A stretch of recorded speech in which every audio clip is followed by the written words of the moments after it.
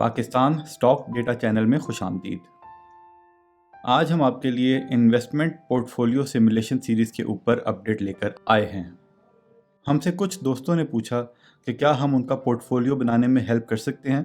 तो हमने ये चैनल असल में एजुकेशन पर्पस के लिए बनाया है और इस वक्त इसका यही स्कोप है, इसका यही मैंडेट है और हम किसी किस्म की कोई सर्विस किसी को नहीं दे रहे। तो वो लोग जो पोर्टफोलियो मैनेजमेंट के बारे में जानना चाहते हैं या अपना पोर्टफोलियो बनाने में मदद चाहते हैं, या उन लोगों ने भी जिन्होंने हमारी ये सीरीज़ पहले नहीं देखी और वो पोर्टफोलियो बनाने में किसी किस्म की हेल्प चाहते हैं, तो उनको हमारी इस सीरीज़ में से हेल्प मिल सकती है।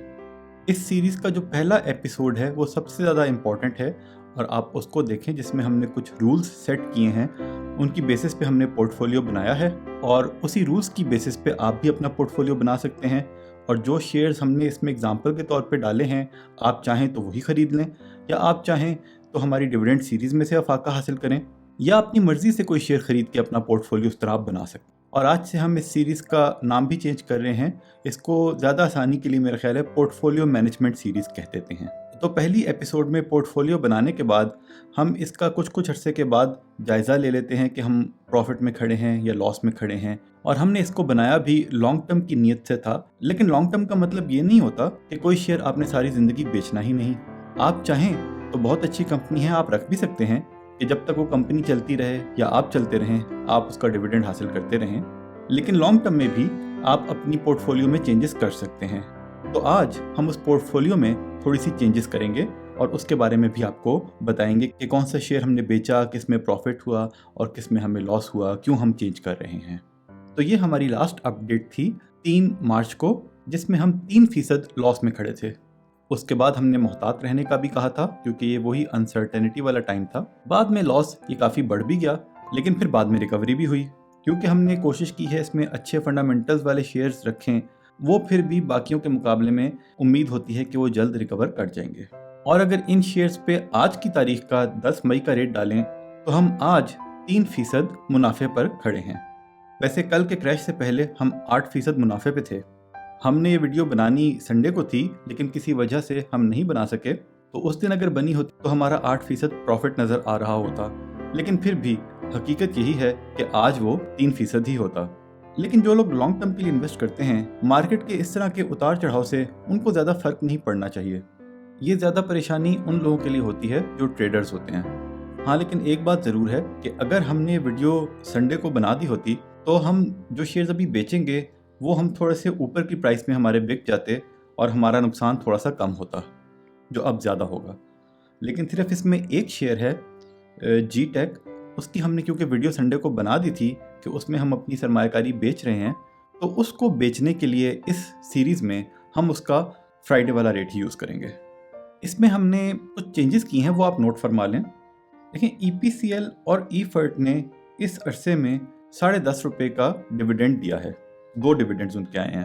तो इस शीट में हमने उसको एडजस्ट ऐसे किया है कि हमने उनकी ख़रीद की जो कीमत है उसमें से ये पैसे निकाल दिए हैं और वही पैसे हमने अपने कैश में जमा कर दिए हैं। इसी तरह मिलेट ट्रैक्टर के साथ भी ऐसा ही हुआ है, लेकिन उन्होंने बोनस भी दिए थे, तो उनकी एक्स राइट प्राइस हमने निकाली है KSEstocks.com से जाके, और वो बन रही है ₹754.17। वही हमने इधर लिख दिए हैं और 20 शेयर्स हमने ऐड कर लिए हैं जो कि बोनस के थे। कोशिश है हमारी कि हम आपको आसान तरीके से समझाएं, लेकिन इससे ज़्यादा आसान करना हमारे लिए थोड़ा मुश्किल होगा। अब हम एक एक करके देख लेते हैं कि हम कौन से शेयर्स खरीदेंगे या बेचेंगे। सबसे पहले हम आपको ये बताते चलें कि पिछले कुछ अरसे से जिस तरीके से हम स्टॉक मार्केट का जायजा ले रहे हैं, हमें ये लग रहा है कि आहिस्ता आहिस्ता इस वक्त डिविडेंड वाले शेयर्स ही बेहतर परफॉर्म कर रहे हैं और बाकी जो शेयर्स हैं वो थोड़ा ऊपर जाते हैं लेकिन नीचे फिर ज़्यादा आ जाते हैं। तो हमने ये इरादा किया है कि हम आहिस्ता आहिस्ता करके इस वक्त के लिए सब रिस्की शेयर्स को बेच दें। उसी नज़रिए से और हमने कुछ जो असेसमेंट भी की जी टेक के बारे में, हमने जी टेक की इन्वेस्टमेंट को बेच दिया है। हमने उसको 12.70 पे ख़रीदा था और हमने उसको 11.66 पे बेच दिया, क्योंकि ये उसका फ्राइडे वाला रेट है और संडे को हम उसको बेचने के बारे में आगाह कर चुके थे। इसके ऊपर कमीशन बना ₹540, वो भी हमने डाल दिया है। प्रॉफिट लॉस यहाँ पे हमने नोट किया है और जो भी शेयर हम बेचेंगे उससे हमारा कैश प्लस हो जाएगा और जो खरीदेंगे उससे माइनस। आगे जाने से पहले एक चीज़ नोट कर लें कि हर शेयर की खरीदने और बेचने में कुछ कमीशन भी लगती है। हमने एक एस्टिमेटेड कमीशन यहाँ पे कैलकुलेट करके डाल दी है। वैसे आमतौर पे कमीशन होती है कि जब आप बेचते हैं तो जो शेयर की वैल्यू होती है उसका 0.15% या फिर जो शेयर की क्वांटिटी है उसका 0.03 से 0.05 की एक रेंज मुख्तलिफ ब्रोकर्स लगाते हैं कि जो भी इस तरीके से ज़्यादा बनेगी कमीशन वो चार्ज करेंगे, और उस पर फिर कमीशन के बाद कुछ टैक्सेस भी होते हैं। तो हमने एक एस्टिमेटेड ये अपनी वर्किंग की है, इस पर आपको ज़्यादा टेंशन लेने की ज़रूरत नहीं है क्योंकि हम बहुत ज़्यादा ट्रेडिंग नहीं करेंगे, इसलिए हमें बहुत ज़्यादा कमीशन चार्ज नहीं होगी, बहुत ज़्यादा फ़र्क नहीं होगा हकीकत और इसके मुकाबले में। तो जो भी शेयर 30 रुपये से ऊपर का होगा उस पर कमीशन का रेट हम लगाएंगे 0.2%, और जो भी शेयर 30 से नीचे का होगा उसके ऊपर हम 0.06 का कमीशन रेट क्वांटिटी पे लगाएंगे। इसी तरीके से क्योंकि जीटेक की वैल्यू 30 से कम है तो हमने उसकी क्वांटिटी 9000 को 0.06 से मल्टीप्लाई किया तो ये हमारा कमीशन का रेट आ गया। हमने एंग्रो पॉलीमर बहुत अच्छे रेट पे ख़रीदा था और उससे बहुत मुनाफा हुआ, लेकिन अभी वो 93 का हाई लगा के 76 तक वापस आ गया है, और नीचे भी जा सकता है, लेकिन हमें इस रेट पर भी ये शेयर अच्छा लग रहा है तो हमने 500 इसके खरीद लिए। फजल क्लॉथ रिजल्ट इसके भी ठीक आए हैं, लेकिन हमने इसके 200 शेयर्स बेचने का फैसला किया है, और उसकी वजह यह है क्योंकि रिलायंस वीविंग टेक्सटाइल की एक और कंपनी है जो भी हमें काफ़ी बेहतर लग रही है, और अपने रिजल्ट के हिसाब से उसका प्राइस अर्निंग रेशियो इस वक्त बहुत ही कम है, 1 से भी छोटा है जैसे PSO का। तो हमने 200 फजल क्लॉथ के बेच के और कुछ थोड़े से पैसे मिलाकर रिलायंस वीविंग के 1000 शेयर्स खरीद लिए हैं। तो हम आज के रेट पे ही लगा लेते हैं 73। फिर ट्रीट कॉरपोरेशन और GGL, ये भी दोनों रिस्की शेयर्स हैं और हमें नहीं इस वक्त लग रहा कि बहुत ज़्यादा ऊपर जाएंगे, जाने को जा भी सकते हैं, लेकिन हमने आहिस्ता आहिस्ता इनमें से निकलने का फैसला किया है, तो आज के रेट पे हमने इसको बेच दिया है। अब ये देखें कि ट्रीट कॉरपोरेशन, GGL और G-Tech में से हमें कितना ज़्यादा लॉस हुआ है। हमने आहिस्ता आहिस्ता करके बहुत अच्छे शेयर से जो अच्छा प्रॉफिट कमाया वो ये लोग खा गए। लॉन्ग टर्म में हो सकता है ये अपने नुकसान को पूरा कर दें, लेकिन जैसा मैंने कहा कि हमें हर वक्त जो स्टॉक मार्केट जिस तरीके से बिहेव कर रही होती है हमें उसको समझने की कोशिश करनी चाहिए और उसके मुताबिक अपने फैसले करने चाहिए। फिर हमने PSO के 200 शेयर्स खरीदे। अटक पेट्रोलियम का भी रिजल्ट बहुत अच्छा आया था, हमने इसकी वीडियो भी बनाई, PSO की भी इसकी भी। उसके हमने 150 शेयर्स खरीदे हैं, लेकिन इनको फाइनेंस करने के लिए कुछ हमने कैश यूज़ किया और कुछ हमने POL के 50 शेयर्स बेचे हैं ताकि हम डिस्ट्रीब्यूट कर सकें। अच्छा, ये ज़रूरी नहीं है कि आप लाजमी इसी को फॉलो करें और यही शेयर खरीदें और इसी रेट पे ख़रीदें, इतनी क्वांटिटी में ख़रीदें। आप अपना खुद मैनेज कर सकते हैं। हम तो एक एग्जांपल को लेके चल रहे हैं ये देखने के लिए कि लॉन्ग टर्म में हमें क्या नुकसान होगा स्टॉक मार्केट से या फ़ायदा। मिलर ट्रैक्टर के 60 शेयर्स हमने बेच दिए हैं। शेयर ये भी बहुत अच्छा है, लेकिन काफ़ी ऊपर इसकी प्राइस वैसे चली गई है। तो मैंने ये भी सीखा है कुछ अरसे में कि जब शेयर की प्राइस काफ़ी ज़्यादा ऊपर चली जाए तो थोड़ा थोड़ा बेच भी देना चाहिए, क्योंकि हो सकता है वो कुछ अरसे बाद वो और नीचे आ जाए तो आप दोबारा खरीद लें, लेकिन ज़रूरी नहीं ऐसा हो। कभी कभार ऐसा भी होता है कि शेयर ऊपर से ऊपर ही जाता है। जैसे मिलर ट्रैक्टर को मैंने अपने ज़ाती पोर्टफोलियो में 800 रुपये पे बेच दिया था और वो उसके बाद 730 तक भी गया मेरा ख्याल है, और लेकिन मैंने दोबारा ख़रीदा नहीं और वो अब 950 तक पहुंच गया है और बीच में मैं दोबारा उसको ख़रीद ही नहीं सका। तो बिला वजह पंगे करने की भी ज़रूरत नहीं है, लेकिन अगर आप चाहें तो आप ऐसा कर सकते हैं, और हमने यहाँ पे उसके आधे शेयर्स बेच दिए। अच्छा, एक चीज़ हम बतानी भूल गए जो हमने रूल्स में चेंज की है। हमने रूल्स में ये बताया था कि आप पोर्टफोलियो में 10 से ज़्यादा शेयर्स ना रखें, ये हमने एक रूल बनाया था, लेकिन हम हर रूल को तोड़ सकते हैं अगर हमें लगे कि उसको तोड़ना ज़रूरी है, या फिर हम अपना रूल चेंज भी कर सकते हैं। तो हमने रूल अब चेंज ये किया है कि हम 15 शेयर्स तक अपने पोर्टफोलियो में रखेंगे। इससे ज़्यादा हो तो फिर वो उन सब शेयर्स को मैनेज करना, उनको फॉलो करना वो थोड़ा मुश्किल हो जाता है। जो शख्स रोज़ ट्रेडिंग करता है, रोज़ सारा दिन स्टॉक मार्केट के सामने बैठा रहता है, वो तो कर सकता है, लेकिन आम लोग नहीं। तो हमने इसमें 2 शेयर्स का इजाफा किया है।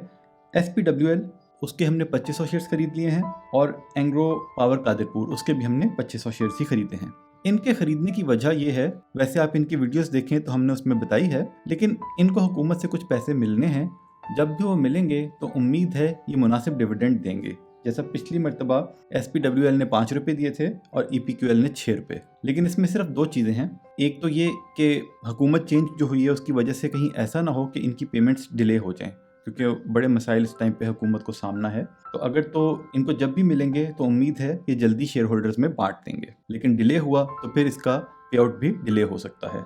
और दूसरी चीज़ ये है कि अगर इनके रिजल्ट ज़्यादा ख़राब होने लगे या कोई और मसला हो गया, महंगाई बढ़ गई, तेल की कीमतें बढ़ गई, बिजली बढ़ गई, तो हो सकता है फिर ये पूरे पैसे शेयर होल्डर्स में तकसीम ना करें। लेकिन फिर भी हमें उम्मीद है कि एक मुनासिब पैसे ये देंगे। तो इन सब शेयर्स को ख़रीदने के बाद हमारे कैश, जो नेट कैश है, उसमें तकरीबन 10,000 रुपये की कमी हो गई। यानी कि 2,28,000 थे तो अब हमारे पास 2,18,000 हैं, और इसको हम तब इस्तेमाल करेंगे अगर स्टॉक मार्केट यहाँ से और ज़्यादा नीचे चली गई तो, वरना फिर इसको एक कंटिजेंसी के तौर पे रखेंगे। तो जी, अब हम इन सब शेयर्स को जब अपने पोर्टफोलियो में एडजस्ट करेंगे तो ये हमारा पोर्टफोलियो बनेगा जिसमें हमारे कुल सरमाया जो 1 मिलियन का था उसके मुकाबले पे हम 1,44,000 पर खड़े हैं, और ये हमारा तकरीबन 4% प्रॉफिट है। अब आप खुद अपने दोस्तों से पूछ कर देख लें कि पिछले 6 महीने में कितने ही ऐसे लोग होंगे जिन्होंने प्रॉफिट कमाया। मैं ये नहीं कहता कि कोई नहीं होगा, लेकिन कितने फीसद होंगे, तो उस हिसाब से ये हमें पता लगता है the power of fundamentally strong shares. आपको एक कमाल बात बताते हैं, देखें, हर शख्स की जो रिस्क की एपेटाइट होती है वो डिफरेंट होती है। कोई ज़्यादा रिस्क लेता है, कोई कम रिस्क लेता है। हमने जब ये सीरीज़ बनाई तो हमने, वो कहते हैं ना कि आप दूसरे को कोई मशवरा दें तो अच्छा मशवरा दें, तो हमने इसलिए ये मशवरा दिया था कि बहुत ही ज़्यादा हो जाए तो 30% से ज़्यादा शेयर्स, रिस्की शेयर्स में सरमायाकारी नहीं करनी, वरना लोग तो कई दफ़ा 100% रिस्की शेयर्स में कर लेते हैं और हमें उनसे नुकसान ही हुआ। अगर हमने वो उसकी परसेंटेज को कम रखा होता तो हमें थोड़ा फ़ायदा हो जाता, लेकिन फिर भी हम ओवरऑल प्रॉफिट में हैं। लेकिन हमारी ज़ाती रिस्क एपेटाइट थोड़ी डिफरेंट थी और हमने कुछ रिस्की शेयर्स में इन्वेस्टमेंट ज़्यादा की, और हम जो ज़ाती पोर्टफोलियो है उसमें अभी नुकसान में ही हैं। कहने का मकसद ये है कि अगर हमने अपनी ही बात मानी होती तो हम इस वक्त फ़ायदे में बैठे होते, लेकिन खैर, हम भी अपनी गलतियों से सीख कर आहिस्ता आहिस्ता अपनी ही बात मानने की कोशिश करेंगे, और आप ये फैसला कर लें कि आपको ये बातें कैसी लग रही हैं, या आपको फ़ायदा नज़र आ रहा है या नहीं। हमारा वैसे ज़ाती तजुर्बा यही रहा है कि जो रिस्की शेयर्स होते हैं इसमें कभी कभी होता है कि हम 1-2 दिन में ही 10 से 15% मुनाफा हासिल कर लेते हैं, और हमें लगता है कि हम तो स्टॉक मार्केट को समझ गए हैं, इस शेयर को समझ गए हैं।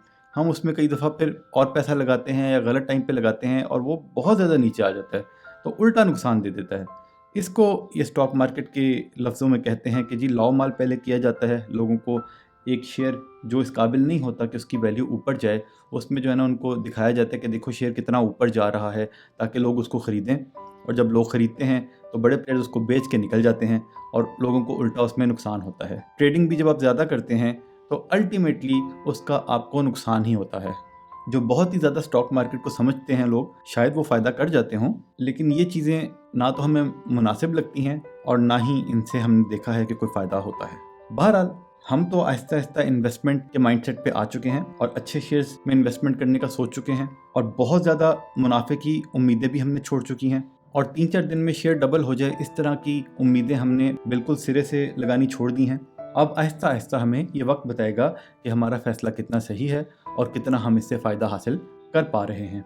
अगर आप में से किसी को ये एक्सेल फाइल चाहिए तो वो हमारे ईमेल एड्रेस पे आप एक ईमेल ड्रॉप कर दें, तो हम आपके साथ ये शेयर भी कर सकते हैं, ताकि आप अपना पोर्टफोलियो बना सकें और उसको मैनेज कर सकें। जाते जाते फिर वही कहेंगे कि ये कोई बाय या सेल कॉल की रिकमेंडेशन नहीं है, सिर्फ सीखने और सिखाने की नीयत से हम ये एपिसोडिक सीरीज़ चला रहे हैं।